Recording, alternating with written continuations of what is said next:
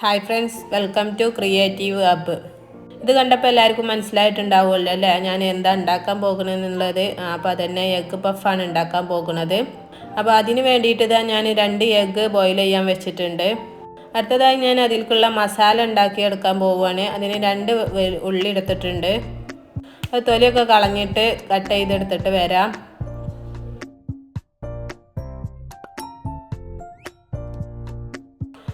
അപ്പോൾ ഞാനിത് ഇങ്ങനെ നീളത്തിൽ അധികം കനമില്ലാതെ തന്നെ കട്ട് ചെയ്തെടുക്കുന്നുണ്ട്.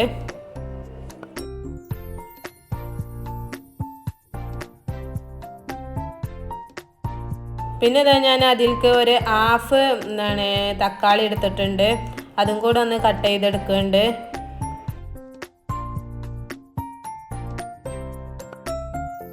പിന്നെ പച്ചമുളകും ഒരു പകുതി എടുത്തിട്ടുള്ളൂ കേട്ടോ.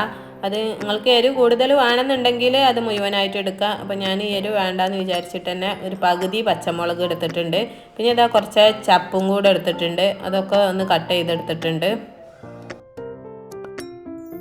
അടുത്തതായി നമുക്ക് മസാല തയ്യാറാക്കാൻ വേണ്ടിയിട്ട് ഒരു പാൻ എടുത്ത് അടുപ്പത്ത് വെച്ച് കൊടുത്തിട്ടുണ്ട്. പാൻ ചൂടായതിന് ശേഷം അതിലേക്ക് 1 സ്പൂണ് വെളിച്ചെണ്ണ ചേർത്ത് കൊടുക്കുന്നുണ്ട്. വെളിച്ചെണ്ണ ഒന്ന് ചൂടായി വന്നതിന് ശേഷം ഞാൻ കട്ട് ചെയ്ത് വെച്ച ഉള്ളിയും പച്ചമുളകും കൂടെ ചേർത്ത് കൊടുക്കുന്നുണ്ട്. അപ്പോൾ അതൊക്കെ ചേർത്ത ഉടനെ തന്നെ ഞാൻ അതിലേക്ക് ആവശ്യമായ ഉപ്പും കൂടെ ചേർത്ത് കൊടുക്കുന്നുണ്ട്. ഉപ്പ് ഇപ്പം തന്നെ ഇട്ട് കൊടുക്കുകയാണെങ്കിൽ ഉള്ളി പെട്ടെന്ന് വഴണ്ടി വരുമല്ലോ.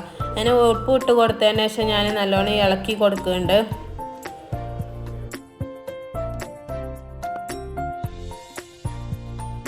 ഇപ്പോൾ ഉള്ളി ഇത്രയും പരുവത്തിലായിട്ടുണ്ടെങ്കിൽ ഞാൻ അതിലേക്ക് ആവശ്യമായ ബാക്കി ഇൻഗ്രീഡിയൻസും കൂടെ ചേർത്ത് കൊടുക്കുന്നുണ്ട്. ഒരു 1/2 ടീസ്പൂണ് വെളുത്തുള്ളി പേസ്റ്റും 1/2 ടീസ്പൂണ് ഇഞ്ചി പേസ്റ്റും കൂടെ ചേർത്ത് കൊടുക്കുന്നുണ്ട്. ഈ ഇഞ്ചി വെളുത്തുള്ളി പേസ്റ്റാക്കി വെച്ചതിൻ്റെ വീഡിയോ മുമ്പ് അപ്ലോഡ് ചെയ്തിട്ടുണ്ടായിരുന്നു. കാണാത്തവരുണ്ടെങ്കിൽ പോയി കണ്ടു നോക്കി. പിന്നെ നേരത്തെ കട്ട് ചെയ്ത് വെച്ച തക്കാളിയും ചപ്പും കൂടെ ഇട്ട് കൊടുത്ത് നല്ലോണം മിക്സ് ചെയ്തെടുക്കുന്നുണ്ട്. തക്കാളിയൊക്കെ പെട്ടെന്ന് വെന്ത് വരാനും വേണ്ടിയിട്ട് ഇതിലേക്ക് കുറച്ച് വെള്ളം കൂടി ചേർത്ത് കൊടുക്കുന്നുണ്ട്.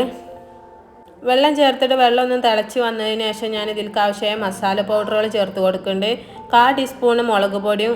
കൂടുതൽ വേണമെന്നുള്ളവർക്ക് മുളക് പൊടിൻ്റെ അളവ് കൂട്ടിയെടുക്കുക. പിന്നെ ഞാൻ ചേർക്കുന്നത് 1/4 ടീസ്പൂണ് മഞ്ഞൾപ്പൊടിയും 1/4 ടീസ്പൂണ് മല്ലിപ്പൊടിയാണ് കേട്ടോ.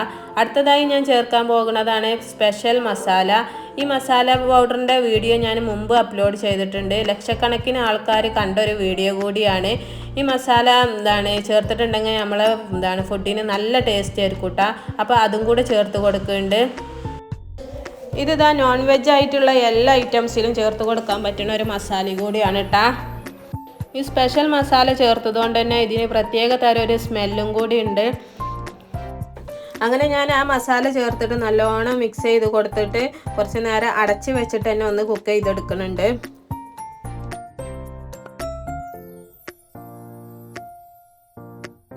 കുറച്ച് നേരം കഴിഞ്ഞ് തുറന്നു നോക്കിയപ്പോൾ നമ്മളെ മസാല ഒക്കെ ഇവിടെ സെറ്റ് ആയിട്ടുണ്ട് കേട്ടോ. അത് തുറക്കുമ്പോൾ തന്നെ അടിപൊളി സ്മെല്ലാണ്. ഈ സ്മെല്ല് എങ്ങനെയെന്ന് അറിയണം എന്നുള്ളവർ ഞാൻ ഉണ്ടാക്കിയ മസാല ഒന്ന് ഉണ്ടാക്കി നോക്കി. ഒരിക്കലും നിങ്ങൾക്ക് നഷ്ടാവില്ല. അത്ര ടേസ്റ്റുള്ളൊരു മസാലയാണ്. അപ്പോൾ അതിൻ്റെ ലിങ്ക് വേണ്ടവർക്ക് ഞാൻ താഴെ കൊടുക്കുന്നുണ്ട്, കയറി ചെക്ക് ചെയ്ത് നോക്കിയിട്ടാ. പിന്നെ ഞാൻ മസാല ഒക്കെ റെഡി ആയിട്ടുണ്ടല്ലോ. അപ്പം ഞാനിത് പഫ് സെറ്റാക്കാൻ നോക്കുകയാണ്. അതിന് ഞാൻ ബോയിൽ ചെയ്ത് വെച്ച 2 എഗ്ഗ് ഉണ്ടായിരുന്നല്ലോ, അത് സെൻറ്റർ ഒന്ന് കട്ട് ചെയ്തെടുക്കുന്നുണ്ട്. ഇനി പഫ് സെറ്റാക്കാൻ എടുത്തിട്ടുള്ള ഷീറ്റ് ഇതാണ്.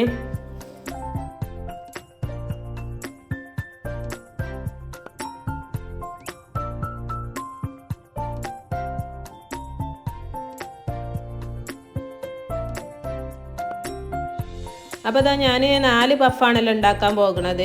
അപ്പോൾ അതിലേക്ക് ആവശ്യമായ 4 ഷീറ്റ് ഇതിൽ നിന്ന് എടുക്കുന്നുണ്ട്. ഷീറ്റ് നോക്കി അത്യാവശ്യം കട്ടിയൊക്കെ ഉള്ള ഒരു ഷീറ്റാണ്. അതേപോലെ തന്നെ ഇത് പാക്ക് ചെയ്യുമ്പോൾ ഒരു ഷീറ്റിനോട് ഒട്ടാതിരിക്കാൻ അവർ ഒരു പീസ് ബട്ടർ പേപ്പറൊക്കെ വെച്ചിട്ടാണ് സെറ്റ് ചെയ്തിട്ടുള്ളത്.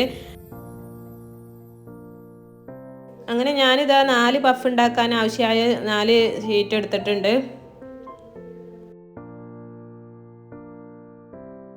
അടുത്തതായി മസാല വെച്ച് കൊടുക്കുക. അപ്പോൾ 4 ഷീറ്റിലും മസാല വെച്ച് കൊടുക്കുന്നുണ്ട്.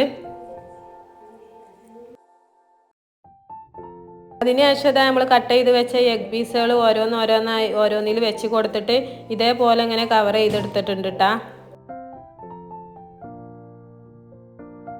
അങ്ങനെ ഞാനിതാ ഇത് കേക്കിട്ട് ട്രേ വെച്ചിട്ടാണ് കേട്ടോ ബേക്ക് ചെയ്തെടുക്കുന്നത്. അപ്പോൾ അതിന് വേണ്ടിയിട്ട് ഞാൻ അതിൽ ആദ്യം കുറച്ച് ഓയിലൊന്ന് സ്പ്രെഡ് ചെയ്ത് കൊടുക്കുന്നുണ്ട്. എന്നിട്ട് നമ്മൾ പഫ് അതിലിങ്ങനെ നിരത്തി വെച്ച് കൊടുക്കുന്നുണ്ട്. അതിന് മുകളിലായിട്ടും ഞാൻ ഓയിൽ തന്നെയാണ് സ്പ്രെഡ് ചെയ്ത് കൊടുക്കുന്നത്. എഗ്ഗും സ്പ്രെഡ് ചെയ്ത് കൊടുക്കാട്ടാ. അങ്ങനെ ഓവനിൽ ഇതാ ഒരു 20 മിനിറ്റ് ഒക്കെ സെറ്റ് ചെയ്തിട്ട് ബേക്ക് ചെയ്തെടുക്കുകയാണ്.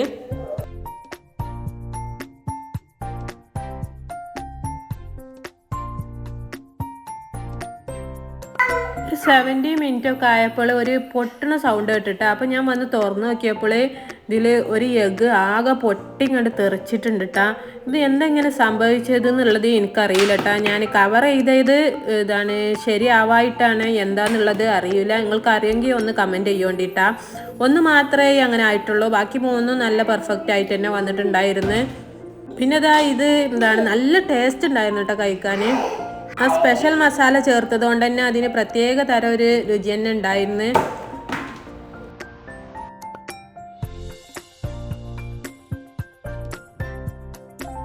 അപ്പോൾ അത് കണ്ടില്ലേ, 3 പഫ് പെർഫെക്റ്റ് ആയിട്ട് തന്നെ കിട്ടിയിട്ടുണ്ട്. ഒന്നിലത്തെ എഗ്ഗ് കംപ്ലീറ്റ് ആയി പോയിട്ടുണ്ട്, അതിൽ എഗ്ഗ് തീരെ ഇല്ല കേട്ടാ. അപ്പോൾ ഇത് എന്തുകൊണ്ടാണ് ഇങ്ങനെ സംഭവിച്ചത് എന്നുള്ളത് അറിയുന്നുണ്ടെങ്കിൽ കമൻറ്റ് ചെയ്യേണ്ടിട്ടാ. അപ്പോൾ ഇന്നത്തെ വീഡിയോ ഇത്രേ ഉള്ളൂ.